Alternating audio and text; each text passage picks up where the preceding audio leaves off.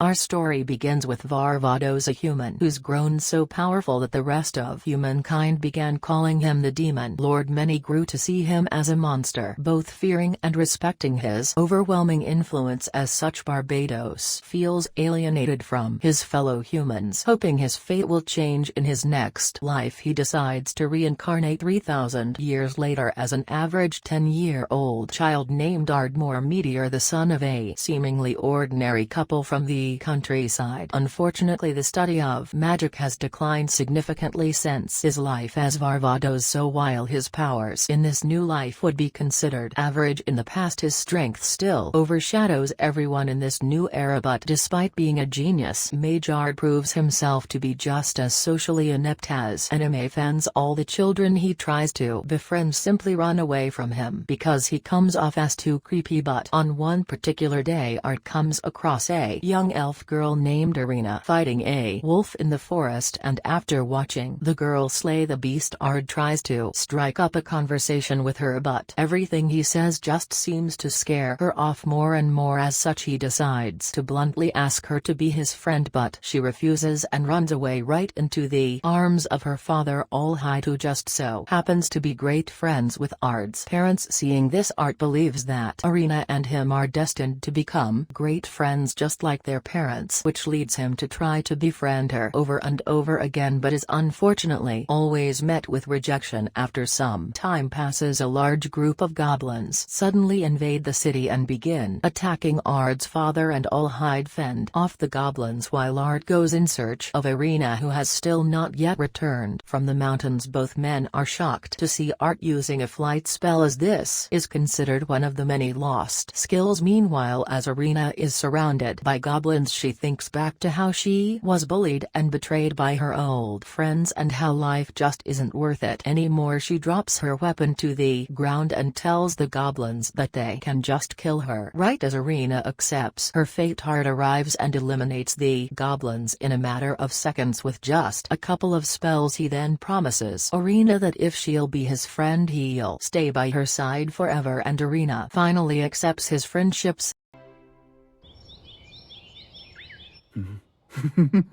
Several years later, a fully grown Irina surprises Ard by getting in bed with him and suggests that they enroll in the Academy of Magic together. Once they arrive at the academy, Headmaster Gold immediately enrolls Ard and Irina, as they are the children of the three great heroes Allhide and Ard's parents. Ard had no idea that his parents were actually legendary heroes who once slew an evil god. This draws a lot of unwanted attention to Ard, who just wants to live a simple life as a nobody. Later on in class, both Ard and Irina are bombarded by students who want to be their friends and learn from them. Suddenly they witness a young succubus named Jenny being bullied by Geraldo, the son of a noble family, who claims that Jenny is his property because she is inferior to him. Ard then steps in and demands that the girl be treated fairly and that Geraldo apologize to her. This leads to Geraldo proposing a duel between them to settle the matter while boasting about his lineage. Just then their teacher Olivia enters the room. Ard immediately recognizes her as one of his generals from his previous life and hopes that she doesn't notice that he's actually the reincarnated demon lord. Intrigued by Ard, Olivia decides to oversee the duel between him and Geraldo, much to Ard's displeasure, as he must now find a way to beat Geraldo without Olivia noticing his true identity. During their duel, Ard realizes that Geraldo has been using ordinary spells but has given them impressive names to make himself seem greater than he is. This irritates Ard, who decides to show Geraldo what truly powerful magic really looks like, leaving Geraldo completely outmatched and with no choice but to surrender and apologize. Unfortunately, in his frustration, Ard had completely forgotten about Olivia, who soon asks him how he was able to cast two powerful spells at once. Flustered, Ard says that double casting is a simple thing that anyone can do, but Olivia refutes that double casting is actually a lost skill and no one in the modern age can do it. Despite this, Olivia backs off but claims she'll learn the truth about him soon enough. The next day, Olivia sends the class to hunt monsters in a dungeon, which leads Ard and